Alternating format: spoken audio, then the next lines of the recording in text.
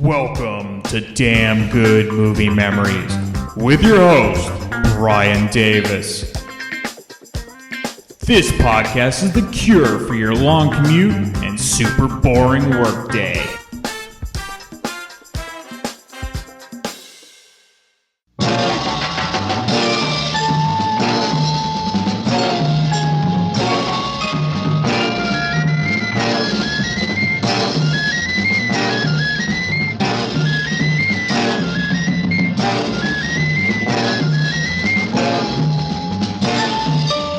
Steve McQueen and Faye Dunaway in the Thomas Crown affair. Let's start with the money. Well, I don't have it. No, what would you do if you did?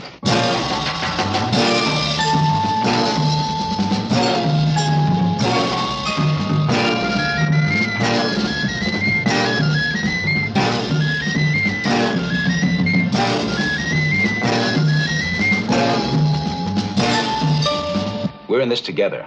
You want it in. You're going to get 10%. So you earn your keep. $2,600,000 in cash. Whose head are you after? Yours.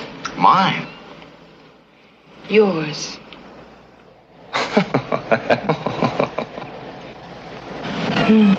Let's play something else. Go.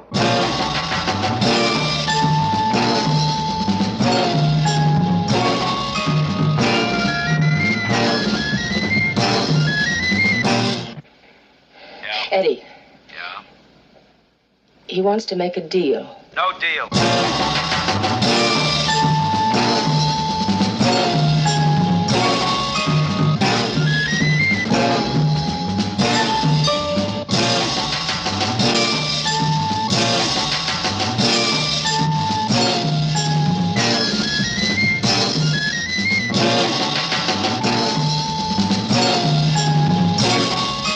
It'd be a shame to have to give all this up. Hey there, it's Brian Davis, and for this week's episode, we're going to cover the movie The Thomas Crown Affair from 1968. The studio was United Artists. The release date was June 19th, 1968, and the running time was 102 minutes. The budget was $4 million, that's the equivalent of $36 million today, and the box office took in $14 million, that would be $128 million today. It was the 16th ranked movie of 1968. Roger Ebert at the time was a young movie critic, and he gave the film 2.5 out of 4 stars. Here's his review. About halfway through the movie of How Sweet It Is, the action halts abruptly and we're treated to a little poem of slow-motion photography and groovy songs, while the sun reflects cunningly in the camera eye and Debbie Reynolds drifts ecstatically away on the tide. Then the movie starts again. This is the fashionable thing now, and every cameraman worth his salt has a little virtuoso piece or two. In Bonnie and Clyde, it was the picnic with Bonnie's mother. In The Graduate, Simon and Garfunkel sang all of those songs while Benjamin gloomed dreamily through his fish tank. And now, at last, we have a whole movie devoted to photography, and the director is allowed a few minutes to show his tricks. The movie is The Thomas Crown Affair, possibly the most underplotted, underwritten, and over-photographed film of the year, which is not to say it isn't great to look at. The photography is done by Haskell Wexler, who won an Academy Award for his work on In Heat of the Night. But that was a narrative film. That is, it had a story and told it.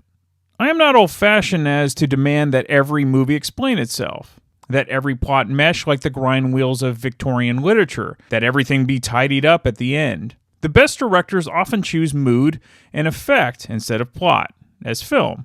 But Norman Jewison in The Thomas Crown Affair hasn't brought it off. The film is a major disappointment because Jewison promised and achieved so much in The Russians Are Coming and In the Heat of the Night. The problem is that he pretends to tell a story, but it doesn't hold up. After the initial suspense falls off, we're left with a love affair between Steve McQueen and Faye Dunaway, who plays the insurance investigator. Give the girl credit, she's better than Nancy Sinatra playing Elvis Presley's Internal Revenue agent in Speedway. Then we get a chess game and the kiss. The chess game is an intellectual version of the famous drumstick eating scene in Tom Jones. McQueen and Dunaway peer enigmatically at each other over a chessboard, trade subtle little smiles and tiny arm movements, and cunningly seduce each other. It's well done, yes. Then they kiss, in multiple images, and kiss, and kiss, and kiss. This is a movie your kids can tell you about years from now. And that's the end of Ebert's review. Interestingly enough, Ebert gave the same 2.5-star rating to the 1999 remake with Pierce Brosnan and Rene Russo. After I scanned through that review, I think he liked the original a bit more due to its style. It's amazing what a 30-year time gap between films will do to an original review.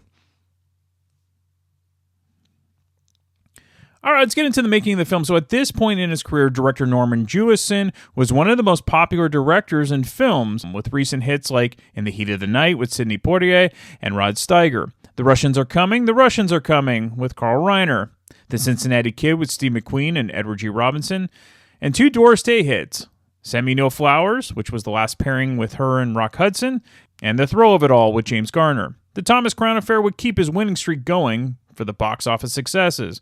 The film was written by Alan Trustman, his first screenplay, as his profession prior to screenwriting was as a lawyer.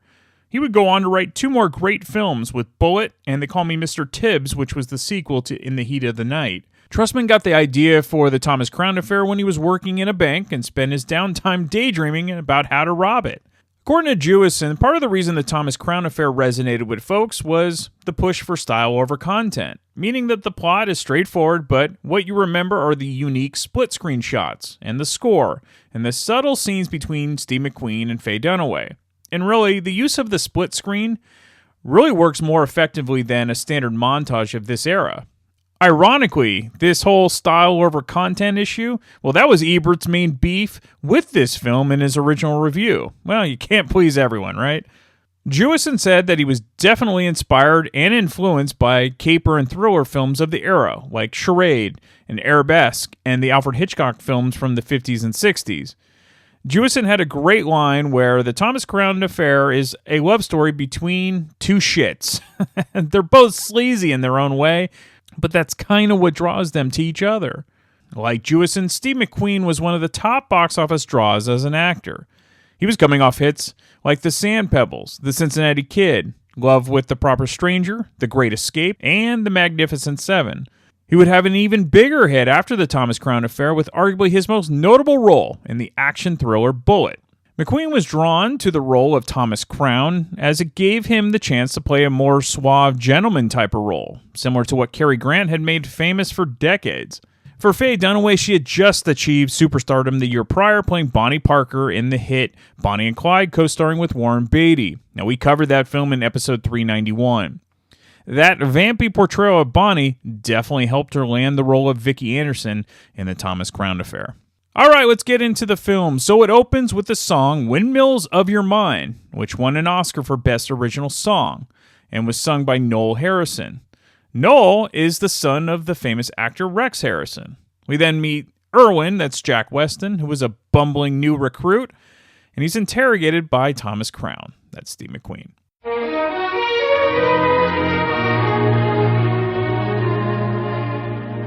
Round like a circle in a spiral, like a wheel within a wheel, never ending or beginning on an ever-spinning reel, like a snowball down a mountain or a carnival balloon, like a carousel that's turning, running rings around the moon, like a clock whose hands are sweeping past the minutes of its face, and the world is like an apple whirling silently in space, like the circles that you find in the windmills of your mind.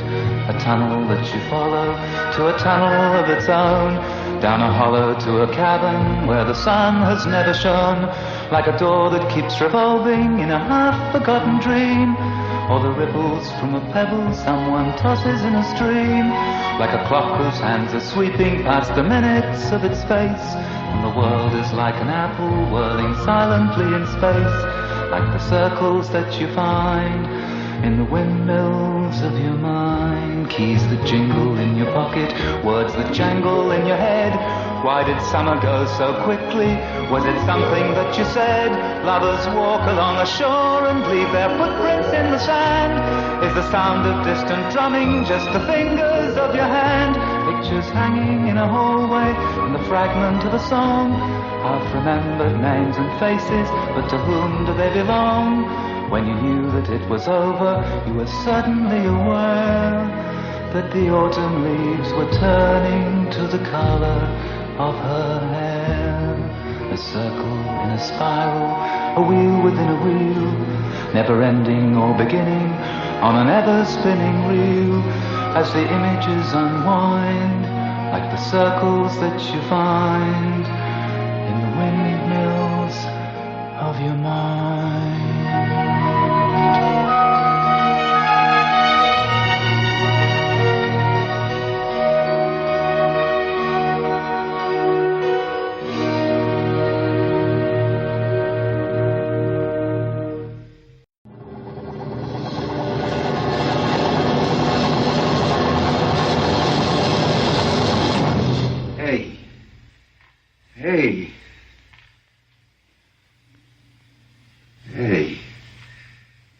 Hey, what's going on here? Sit down.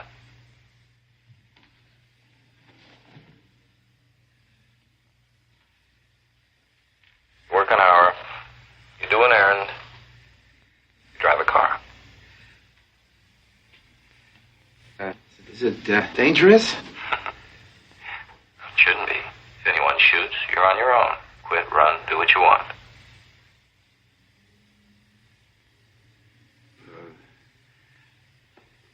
Money. What's in it for me? 50,000. Maybe more. But 50 anyhow. In monthly installments, so no quick spending. How do I know that I'll You get... don't. In a hurry? In a worry? Quit. Get out. Now.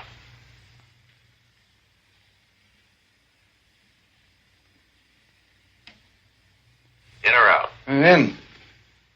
Good. We'll celebrate. Buy a car. I don't... You do now. Station wagon. A Ford station wagon. The big one. The one with the wood on the side. Gee, thanks. No trips. Just your selling. It may be months. But Irwin, you come when I call.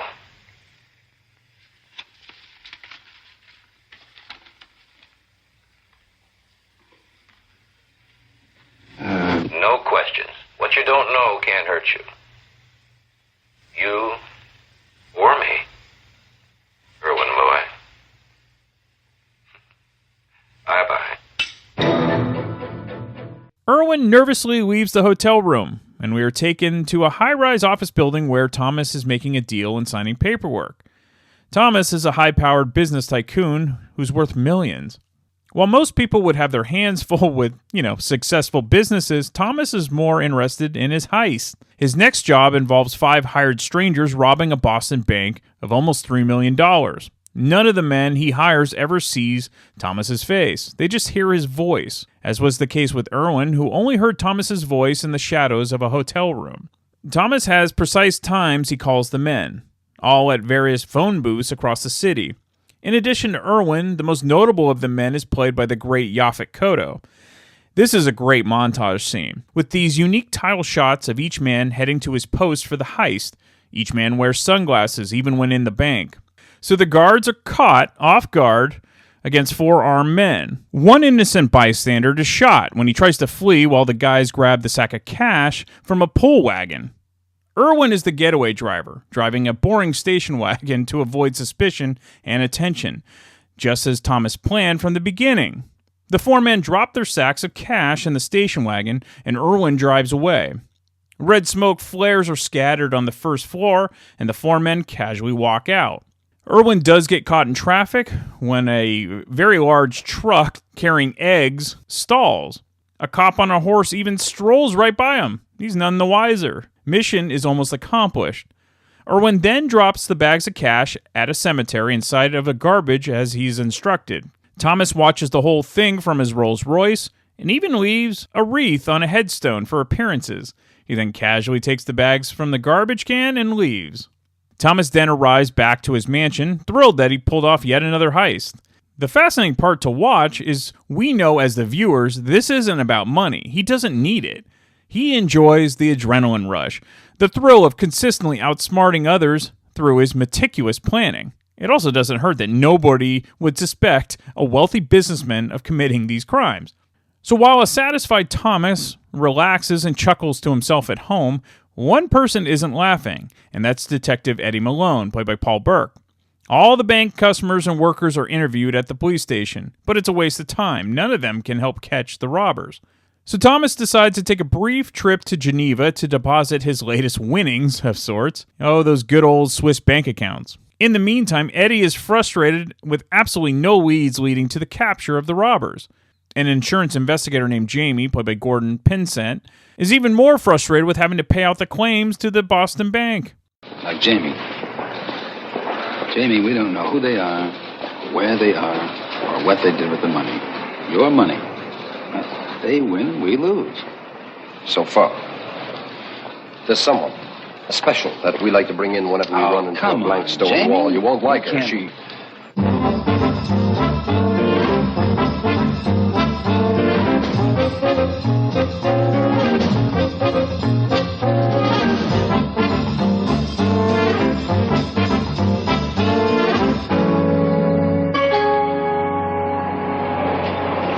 Jamie, I have more important things to do than to come out to the airport to meet some insurance investigator. Look, I'm just asking you to give her as much help as you can. To meet her, just... There she is.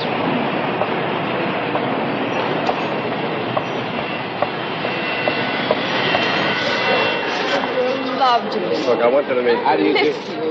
You know, it's been more than a year. You don't love me, don't call me, don't need me, don't pay me. You've a heart of stone, Jamie. You look terrible. Thanks. Look, Vicky, I want you to meet Lieutenant Eddie Malone at the Boston Police Department. The boss. The man in charge. I've read your report. I've heard about yours. From old Poison Town. You must be terribly impressed. Yes, with both of you. How tactful you are.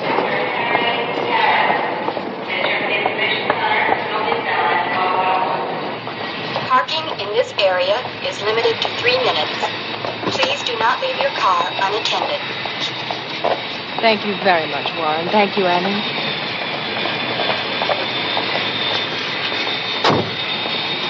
Well, this isn't my reunion, so I'll be leaving you here. Well, it's been a pleasure meeting you, Miss, Vicky. You call me before you leave town, Jamie. Right. Parking in this area is limited to 3 minutes. Please do not leave your car. Isn't he, though? Since the cops have no leads, a high-powered financial investigator is brought in to assist the insurance company to try to retrieve the money stolen. That investigator is Vicki Anderson, played by Faye Dunaway. She will receive 10% of any money recovered. That's a great commission for a high-priced theft. After a week of contemplating, Vicki comes up with the theory that none of the men in the heist had actually met before. It makes it so much easier not to slip and call each other by a known name. But she can't figure out how the mastermind would pay off each man. So Vicki and Eddie decide to investigate high-profile bankers that would be likely to stash money in Geneva.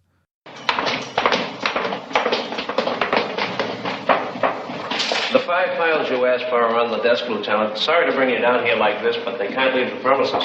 I understand, Mr. Gould. Thank you. Are the pictures? Yes, they're all in order. They are?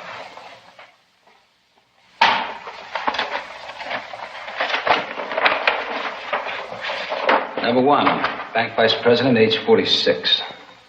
He made 8 trips to Europe. Some sort of business. Nope. Number 2, this one is a lawyer.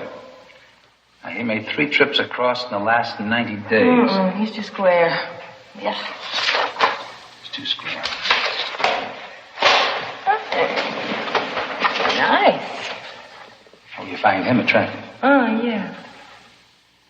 Mm-hmm. He was at the bank 6 months. That was a long time ago. Real estate, securities, currency arbitrage. Arbitrage, what's that? It's buying and selling currency. Netting the spread in 2 different markets. Graduated from Dartmouth and Harvard Business Administration. Socially acceptable, smart as a whip, and plenty of money.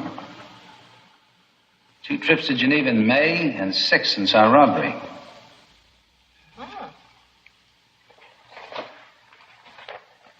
$4 million.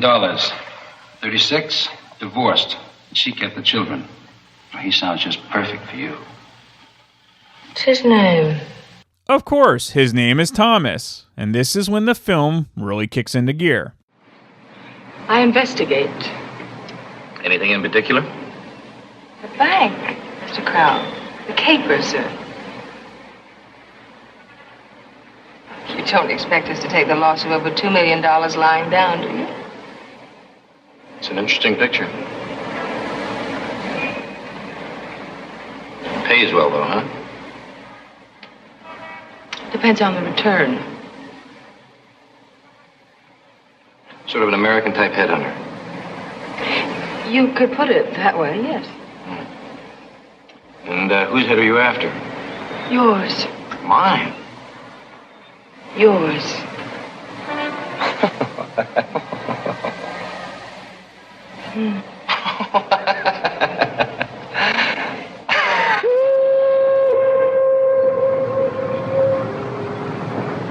You know, you practically said I had something to do with the... No, I said it.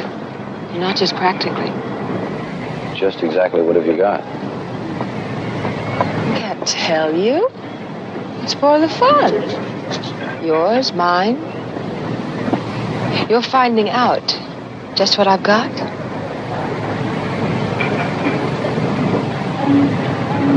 What a funny, dirty little mind. It's a funny, dirty little job. So shoot me in the leg. Always get your man? Of course. Think you'll get me?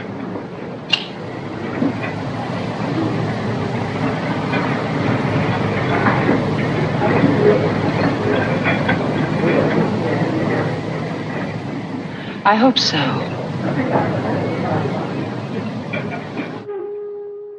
So, of course, the initial heist is fun, but you knew that was going to happen. The final 50 minutes of the film is the fabulous cat and mouse game between Thomas and Vicky.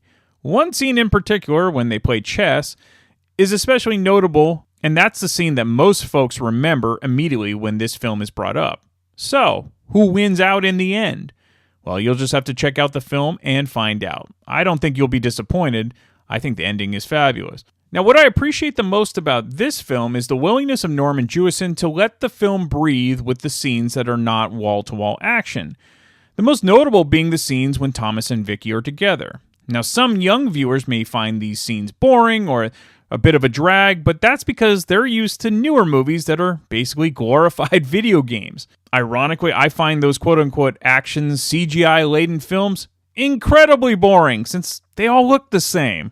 And while the 1999 remake with Pierce Brosnan and Rene Russo is definitely enjoyable, it can't match the first version with two of the most recognizable stars of their era, in Steve McQueen and Faye Dunaway. Also, as of this recording in 2026, I just read that Hollywood is going to remake this film yet again, this time with Michael B. Jordan. Look, he's great. He's a terrific actor, but it's just kind of sort of pathetic how no new ideas are greenlit any longer. And yet another reason to listen to this podcast, because we revisit and discover films from the past that are far better than any of the newer garbage that passes as cinema today. Trust me, the last 100 years of films is much better than what you're going to see that comes out today. All right, some fun facts. So in addition to winning an Oscar for Best Original Song, the film was nominated for Best Original Score, non-musical, but lost to The Lion in the Winter. Steve McQueen was not the original choice to play Thomas Crown. That was Sean Connery. But he turned down the role due to being exhausted from his latest James Bond film, which was You Only Live Twice.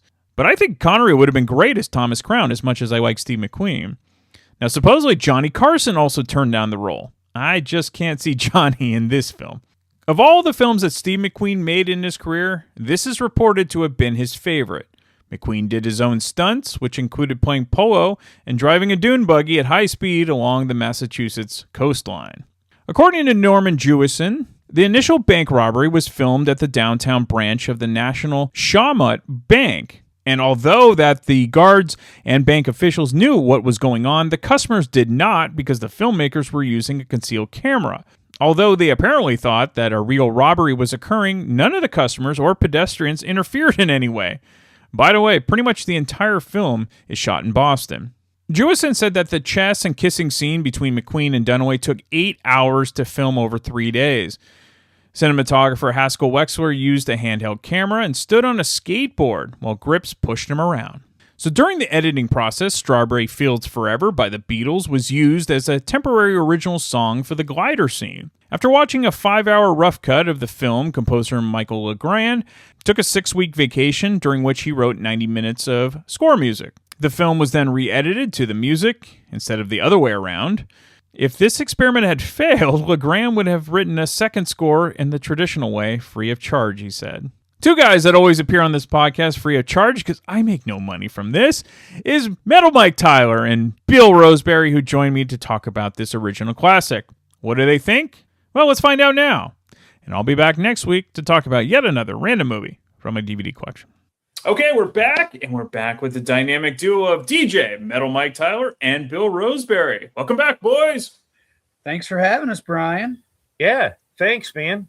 I'm trying to think of a good... it wasn't like a real good quote to use for this movie. No, and we'll get into like kind of the pacing, and this film's definitely of the time. But part of the reason I picked the film for you guys is I know Bill is a huge fan of Steve McQueen. I'm assuming Mike is too. But yeah. I was surprised to hear that you hadn't seen the original film, but had either of you seen the remake first? And now that you've watched the original, I've never seen any of them. Okay. Oh, really? Not even that one. What about you, Mike? Mike had seen the Pierce Brosnan version. In Rene Russo. Okay. Yeah, in Rene Russo. But I'd never seen that. And I had not seen the original since I was a little boy. Like, I remember them airing it on television. Like, and we're talking like the ABC movie of the week. Sure. And or whatever it was. And I remember liking the movie, you know, I mean, because I don't know, there's just something about Steve McQueen, man. He was just so cool, you know. It's like, again, he was one of those dudes, women wanted him, men wanted to be him. That's right. He's just very, very cool.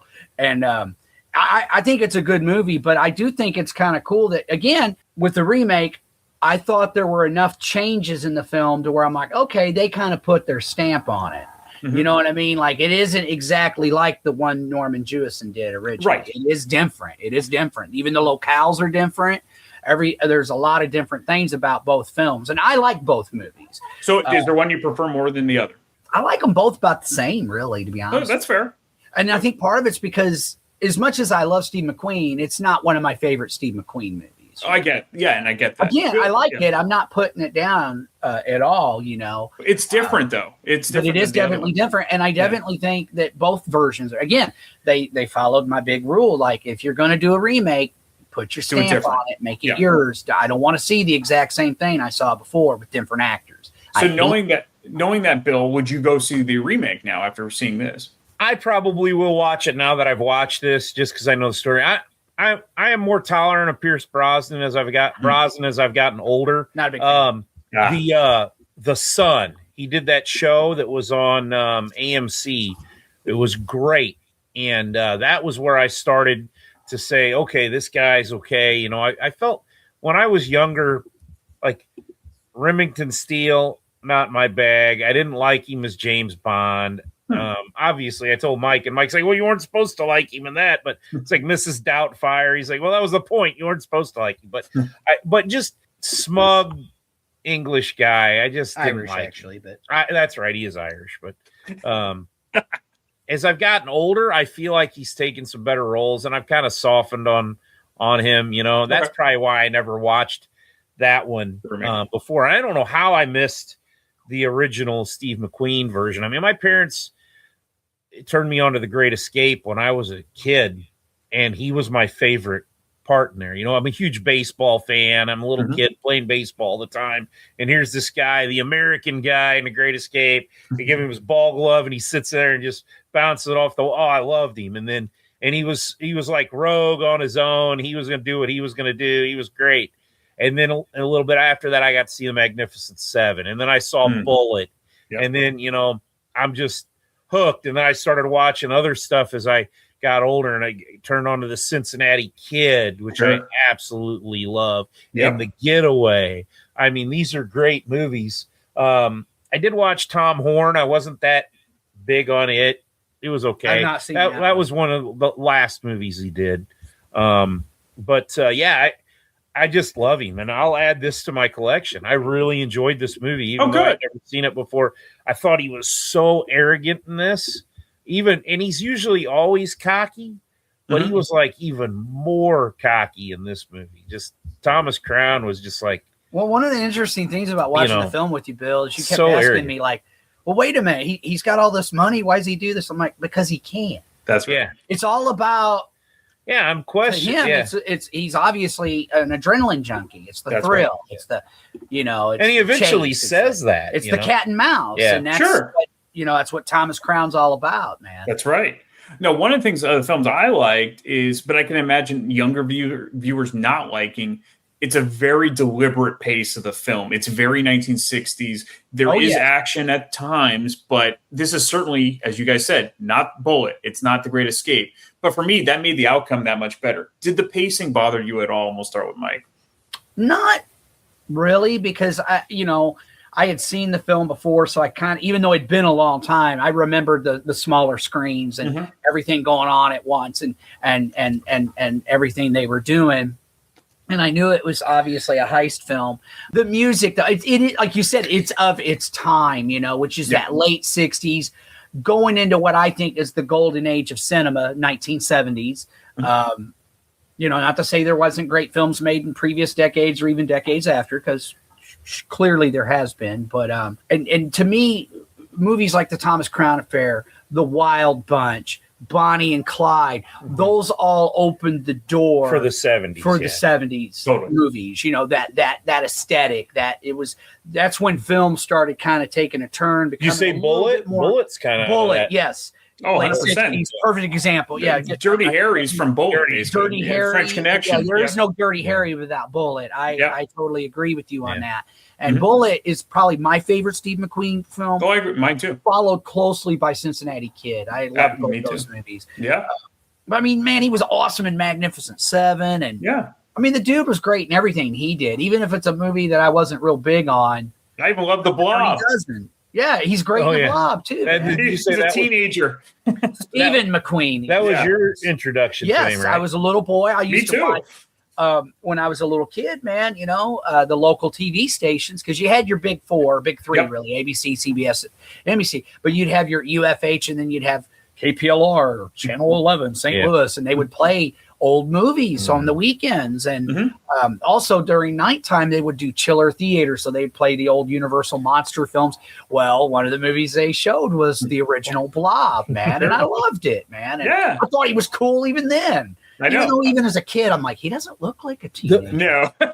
The big movie I remember KPLR turned me on to was Death Race 2000. Me too. Yeah, I saw that and I loved it. One thing that was great about KPLR TV is after a certain time, I think like 1 or 2 in the morning, they would show nudity. Well, when you're a kid who don't have cable, man, I remember no internet back then. Late on the weekend, and Death Race 2000 came on, and I'm going, whoa, this movie fucking rules. And then it's showing nudity. And an interesting tidbit, Ronnie James Dio's wife and manager is in that movie. She's one of the gals that gives Sylvester Stallone a massage.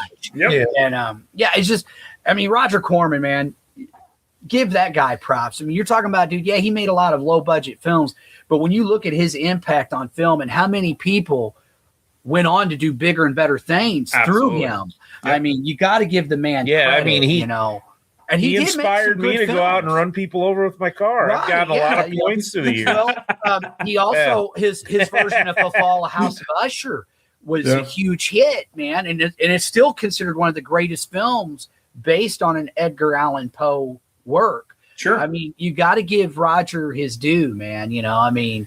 But he said one of the things that freaked him out was when he felt like the movie studio started catching up with independent filmmakers. When he saw films like, say, Star Wars, he was like, oh, they're doing the kind of movies we're doing, but with bigger budgets. I have to change the game again, which what he did is he started catering more to the drive-in audience. That's right.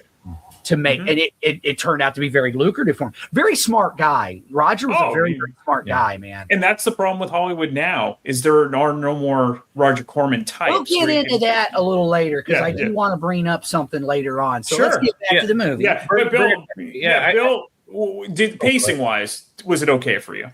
Yeah, I was fine. It got a little weird with the cinematography, the way they did it, with all the little screens here and there. I mean, the pacing of the movie wasn't bad, but the way it was shot was a little weird to me. It took, but that was ahead of its time. Nobody was doing split screens. It absolutely was ahead of its time, but it took a little bit to get used to that. Sure. But no, I didn't have any problem with it. But I did want to talk about the elephant in the room here, because he brought up the soundtrack a little bit. I'd like to say right here, Thomas Crown Affair's soundtrack.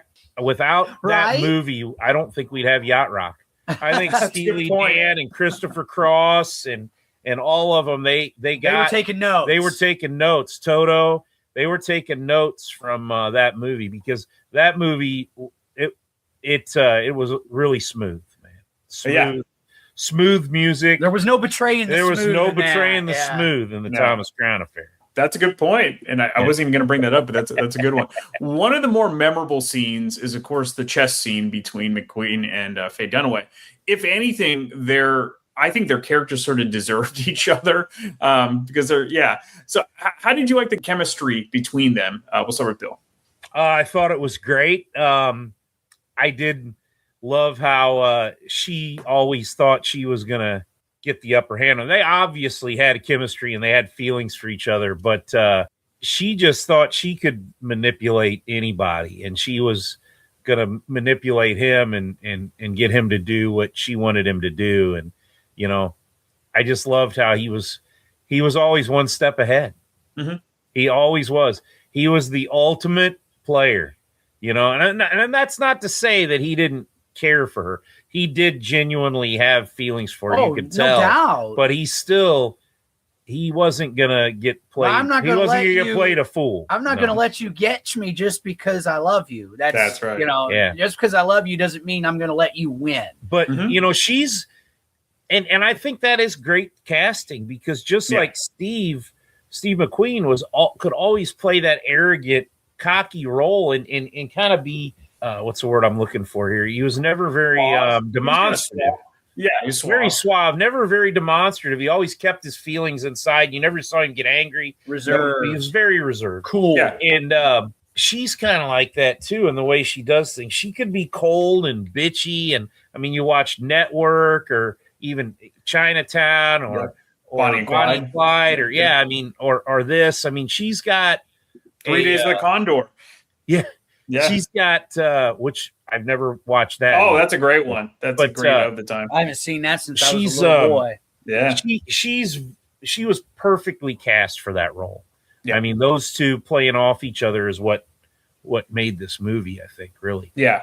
Mike, the chemistry between them, obviously. Great. That's one of my favorite scenes is the chess scene, because it's like, well, I used to play chess a lot. You know, my dad taught me how to play. So, sure. You know, and again, it's that metaphor, because with chess is a game of strategy. Yeah. You know, you have to pay attention to what the hell you're doing. You got to think about not just the move you're making, but several 3 or 4 steps ahead. And you have to anticipate your opponent's moves, much like football. You know, I mean, it's a game of strategy. That's the thing that always attracted me to football. It wasn't just the physicality of it. It was well, not only imposing my will, but figuring out what you're going to do and how do I negate that? How do I beat that? And that's what they're doing in that scene.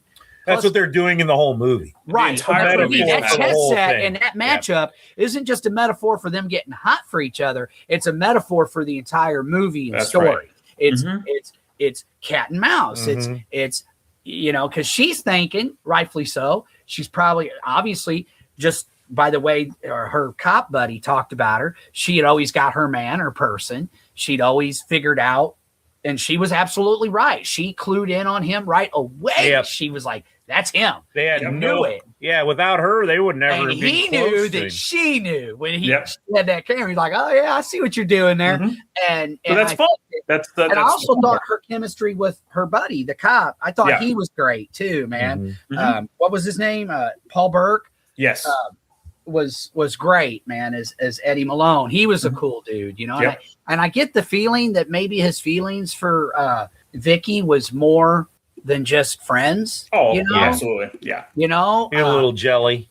A little jealous, but also like, you're playing with fucking fire here. And ultimately he proved to be right, and she clearly did care about him. I mean, she was always very affectionate with him, but I think it was like, poor dude was in the friend zone, It happens to all of us, man. I live in the friend zone. I can guide you through the friend zone. That's how big of a part I am. I loved the way it started too in the use with Jack Weston, where you're trying to figure out what's going on here, and he goes into the room, and you realize how calculated Thomas was, because he manipulated his voice. He's got the lights up, so they don't even know who they're working for. He was Mysterio all the time, Totally. And well, that's what I said when we were watching. But using Jack Weston too, I thought was cool, because he had been with them in Cincinnati Kid too. Great character, poker players, and so that was cool to me to see him used in that too. I'm glad you guys brought this up, because especially older films, they were so good at using character actors. In this case, you mentioned Jack Weston. Yaphet Kotto is Yep. Mike brought that up right away. To me, newer films just don't use character actors like they did way back in the day, including TV shows too. I think CGI has kind of replaced great bit players. I think part of the reason this film does so well is you have so many of those little bit players in addition to the stars. That's an interesting point. But I think it's a really, really good film. Like I said, if you haven't seen it, I highly recommend it. Don't want to give anything away, but I love the twist at the end. Sure, that was great. That was kind of what sold me on it. And I kind of saw what most people remember. I kind of saw it coming. He had set things up to go that route. Oh yeah, I kind of called it before it happened. I mean, it's not like it was a huge surprise to me, but I like that. But it might have been in 1968 for you. And that's why I think this is a precursor of the 70s, where you never knew what you were going to get. Right. Sure. And also, I think the ambivalence of the ending. Yeah. What happens after, you wonder, I've always kind of been a sucker for more. I don't mind an ambivalent ending as long as it makes sense. Mm-hmm. When there's no ending, like in the case of No Country for Old Men, I'm like, because to me, I'm like, like, well, I was ambivalent. I'm like, there was no ending. An ambivalent ending is where you kind of draw your own conclusions. Yeah. This one just basically is Tommy Lee Jones. I'm just going to give up. Yeah, the world's fucked, and I'm just going to give up. Yeah. Well, that's why I love the movie Sideways so much. That is totally ambiguous. You could go either way. I love endings like that. Go ahead. I was just going to say, I think, this is one of those movies, like we talked about, the late 60s, you started seeing that. It's been my problem. I love a lot of older movies too, but not as much as you guys, because I feel like, you and I a long time ago did the man who shot Liberty Valance. Yes. Yep. That's one of my favorite older movies and John Wayne movies, but older movies of all time, because of the fact of the plot structure to it was so much better than I think most of, I watched Double Indemnity a while back. Yeah. That was phenomenal. Phenomenal. Amazing. Yeah. One of the best movies I've ever seen. Don't know why it took me so long to watch it. Mm-hmm. But so many of them, they're pretty easy to follow. To figure it out. I mean, it's just like when we talked about the last movie we just covered that'll be out by the time this one's The Stranger.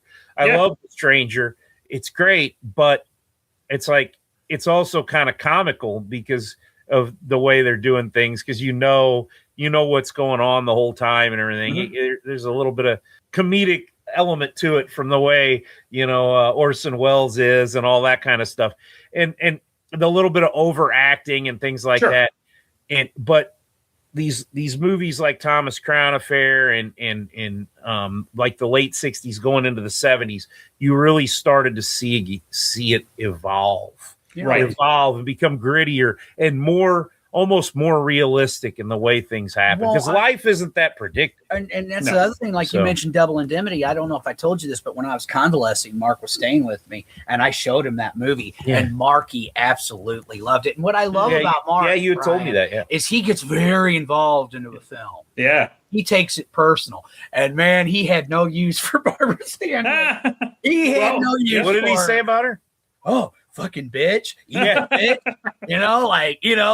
But that's great acting. If she can emote that visceral experience out of him. He's very much like that. And I've always said, dude, no matter what the genre, he laughs whenever the villain gets what's coming to him. Right. I don't care if it's science fiction, fantasy, horror, drama. You also showed him whatever John Wick a while back, and he laughed his ass off in that too. And he laughed his ass off at the end of Double Indemnity. That's all I'm going to say at the end. But what happens to a certain character? He was like, "Oh, that's great," and I'm just like, and I said, damn, Mark, that's hardcore. What's his response?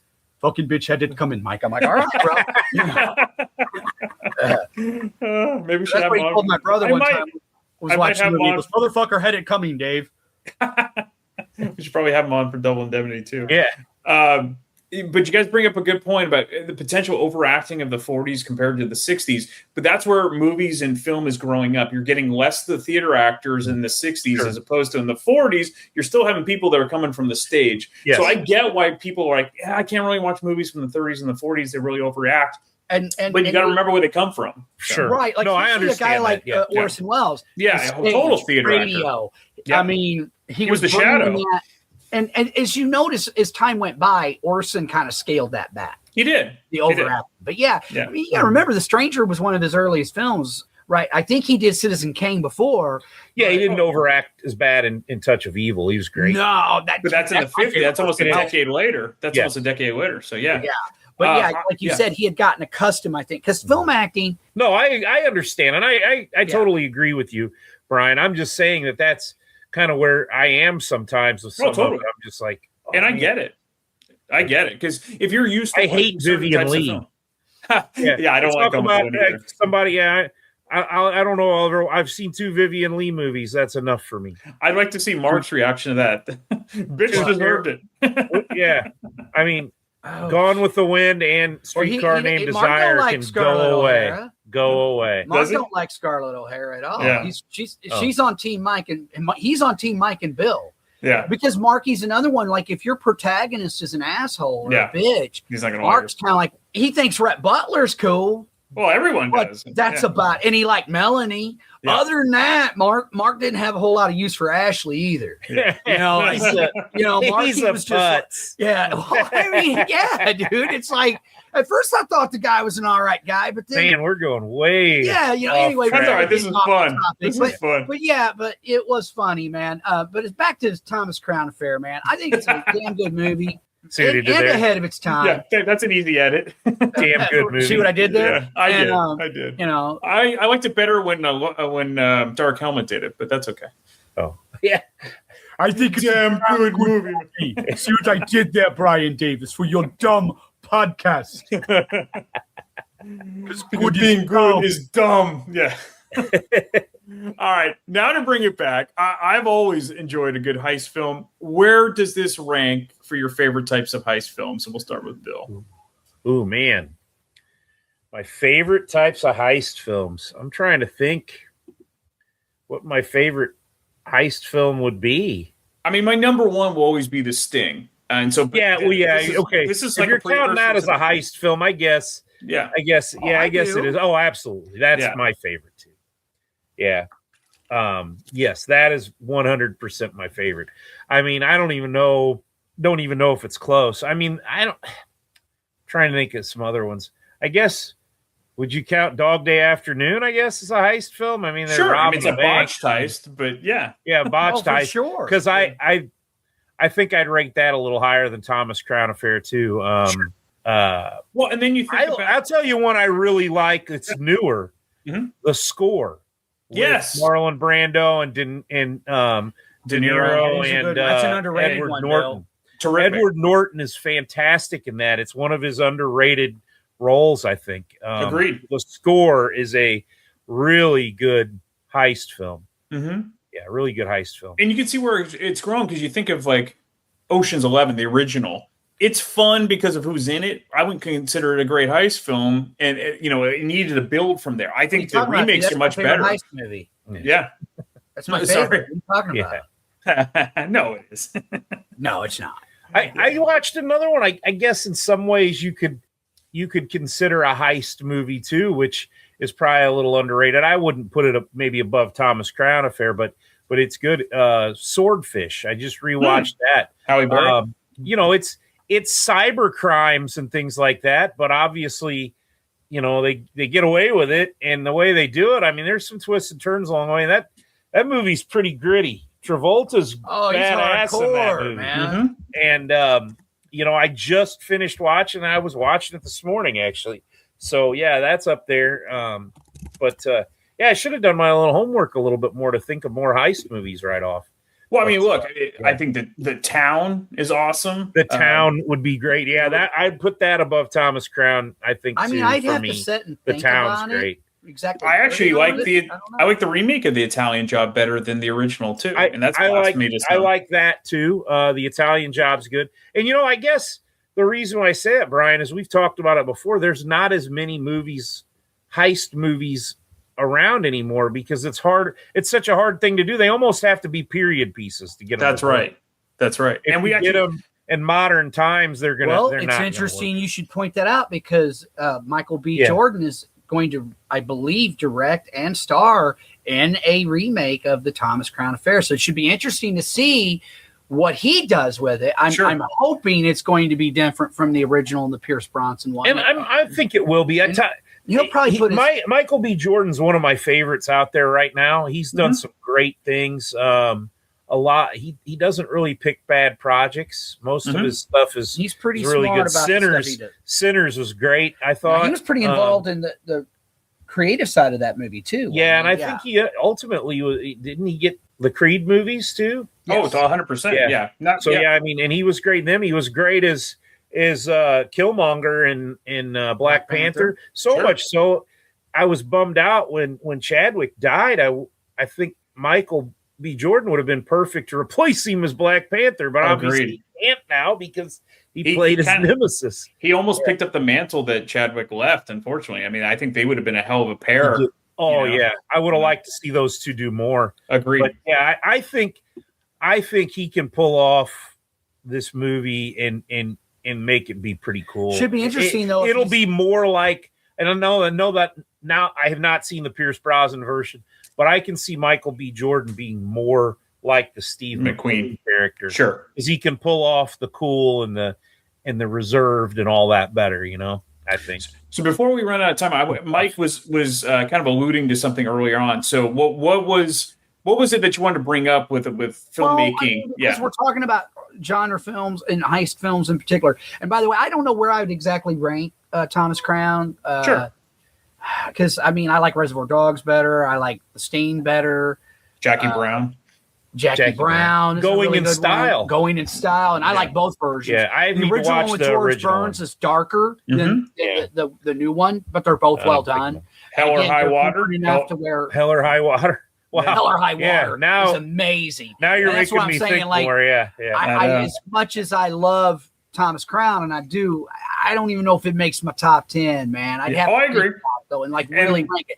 But it is a great heist film, And Heat. We just did Heat. It was something that we talk about on this podcast a lot, Brian, is the way things are changing in the film industry.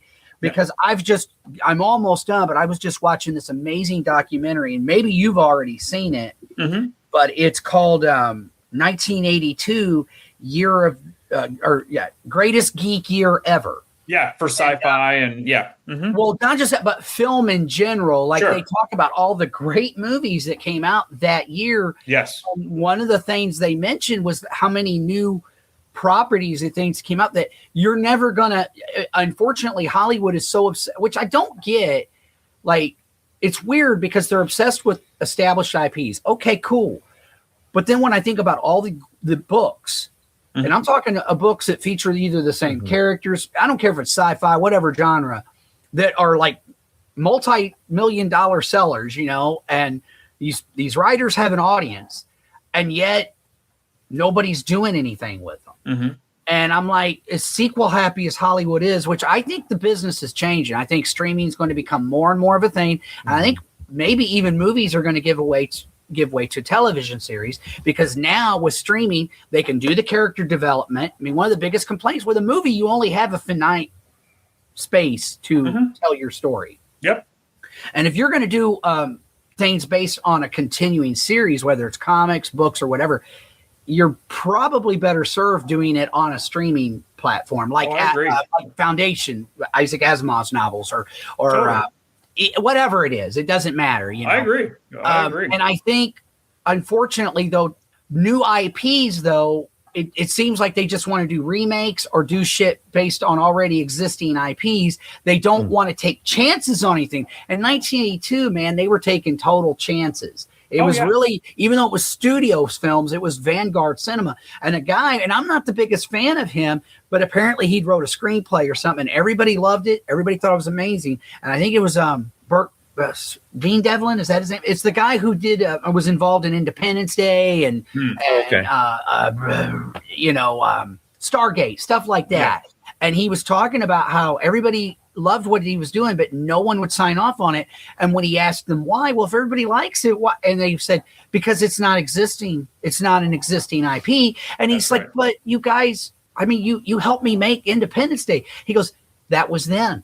Yeah. This is now. And he goes, unfortunately, you'd have to call it War of the Worlds or something that somebody's already familiar with. And I find that very depressed because Hollywood. They think we're that stupid? Yes. No, they do. I think they do. And also they want to play it safe. They always want to play it safe. And don't get me wrong, I don't mind reboots. I don't mind different versions of certain characters. I definitely think certain properties are open for that. Maybe they should sit down and watch The Offer.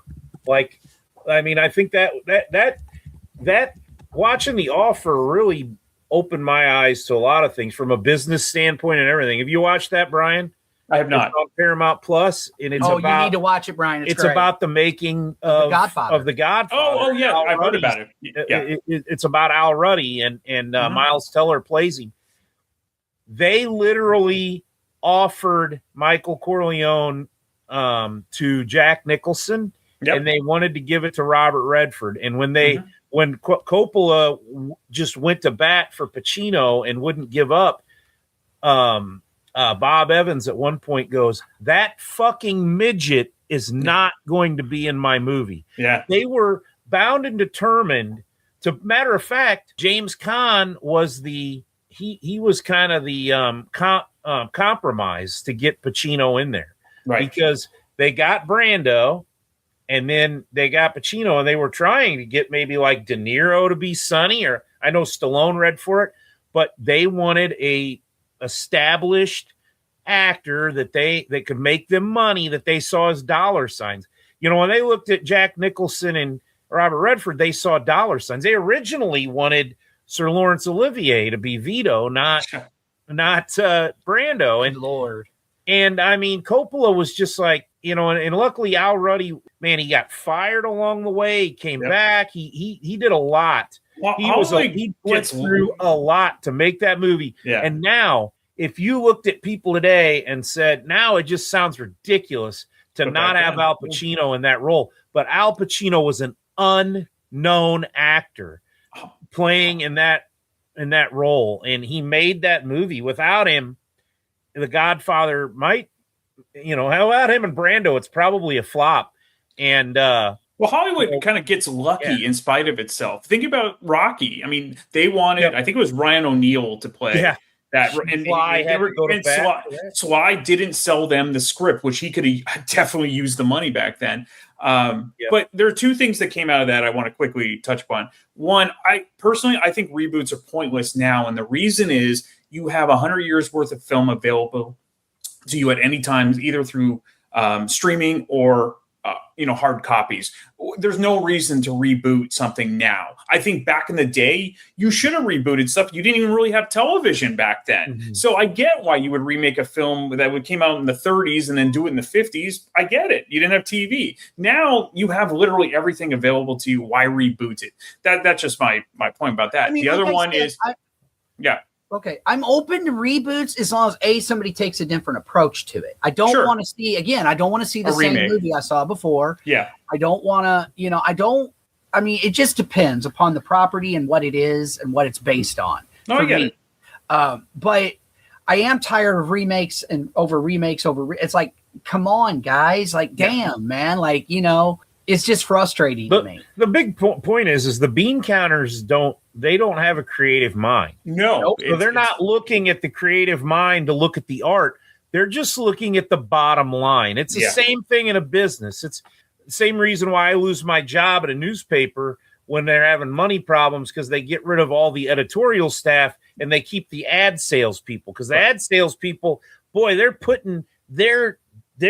giving us our bottom line, but without the creative side of things, giving a product, giving the content, you don't have anything. Why are people going to buy any ads to be in your publication that has no content? Exactly. That's the kind of dumb way of thinking and then Hollywood's scrambling around trying to figure out, oh my God, the sky's falling. What are we going to do? And it's the sky is really going to fall if this when this comes out. Who knows what's going to happen? If the Netflix Warner Brother thing goes through, theaters are gone because everything will be out for 2 weeks and then go straight to streaming. Why would you ever go to a movie ever again? I'm going to wait for it to come on my TV. And I do have mixed feelings about that, because part of me, I think Hollywood's done it to themselves.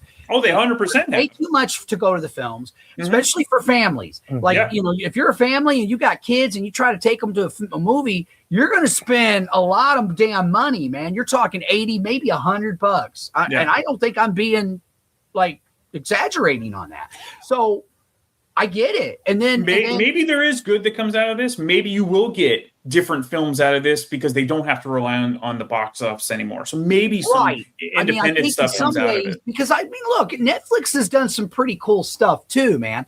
I mean, we're getting the Knives Out sequels, which are very good. Those are good. Those are good. I just watched all three of them. Streaming services make a lot of good movies and products still. So I think, but unfortunately, I think I'm going to say it right now. If things keep going the way they're going, I think theaters are going to go the way of the dodo. Or they're going to be niche things where you'll go watch basically something re-released, the 50th anniversary of something, and because you know what you're going to get, you'll gladly pay $20 for something you know is good. Exactly. They're starting to do that now too. Where it's smart. It's actually smart. Well, they just re-released the original Spider-Man trilogy. Yeah, there you go. You know what? We have a small older theater. It was built in the early 1900s here in town where we're at in Edwardsville, Illinois. It's called the Wiley Theater. You get a lot of live music acts there and everything. Well, on Tuesday nights, they show older movies for $3. You go in for $3. Mike and I have seen The Quiet Man there. We've seen Bullet there. We've seen Raiders of the Lost Ark. I love it. We saw Pulp Fiction. I've seen Big Lebowski here recently. I introduced Miranda to it, and she's been going nuts. We went to see Planes, Trains, and Automobiles. Then we went back to see Home Alone, and we just went to see the original Muppet movie a couple of weeks ago. And we watch it now, and she wants to go all the time. It's easy. It's easy money for $3 to $5. They can still make that's found money. They pack it in, bro. Yeah, it's packed. Every time I've been there, man, 350 seats they have there. It's almost full. And they serve beer there too, and then they have concessions. And it's because it was a couple beers and a popcorn. You're talking about a theater that was spending less than half of what I'd spend. Right. Maybe that's the future. It's going to be nostalgia, because the Stanford Theater in Palo Alto does the same exact thing. It's all movies from the beginning of film until the 60s, right? And it's the same thing. You get a double feature, $7. Well, you know what you're going to get. What's also cool about the Wiley is they put on live shows. I mean, we saw Glenn Hughes there. We've seen a lot of people there. It's really cool. We've seen Angel there. We've seen, but they'll do music acts too, and they do other things. But it's an old. But the movies was something that they added here in the last couple of years, where they did it every Tuesday night. And they'll have it on the marquee, and Miranda and I'll be driving by, and they're like, "Oh, we saw the Muppet movie." And you're like, "Well, we know we're doing Tuesday. This week is Funny Girl." I said, "I'm not going this week." And here's the interesting thing. That reminds me of In and Out. Did you ever see that with Kevin Kline? Yeah. We got your favorite Funny Girl. The other thing I wanted to point out about the Wiley is it was built in 1909. The Wiley was still open when I was a little boy. When they would re-release Star Wars after 77, they showed it there. Yeah. My mom took me to the Wiley a lot, and then they closed it for a long time. And the city of Edwardsville restored it. Great. It's beautiful. I mean, it's beautiful, man. It's a beautiful old theater, and it's just so cool that they did that. I mean, music-wise, like he mentioned, so I've seen so many acts there. Yeah. But the movie, I just wanted to bring up the movie. And I hope more maybe towns do this, because that might be a way to keep film like appreciation alive, because that way you can keep it affordable. You'll still go to the theater and you'll actually get a good film as opposed to chasing the dragon of new films that probably aren't going to live up to it. But maybe they'll show the original Thomas Crown. I have Steve Bullitt there, so I have go. Steve McQueen movie there. And like I said, man, that documentary is really cool because it's just kind of showing the variety and the diversity of the films and how, I mean, I had forgotten how great 1982 was, man, as far as films. Like, it's just insane every freaking genre you can think of, man. And they were all good. Even the B movies were good. I'm like, holy shit, man. You know, like, yeah, it's sad to me in a way. Well, that's why I do this podcast, so I can introduce or reintroduce films, and I'm glad you guys were on for this. So thank you, and you're going to be back on real soon. Thanks, guys. All right. Thanks, Brian. If you enjoy this podcast and are an iTunes user, please do the show a favor and head on over to the official iTunes page for Damn Good Movie Memories. Be sure to leave a rating and a review. This will allow the show to appear higher in the algorithm and spread the joy of this podcast to the masses. If you are not an iTunes user, you can still listen and subscribe on Podbean at damngoodmoviememories.podbean.com. Be sure to like us on Facebook under our Damn Good Movie Memories page. You can also listen to a limited number of episodes on YouTube. I hope you enjoyed this week's episode, and be sure to tune in next week for an all-new episode of Damn Good Movie Memories.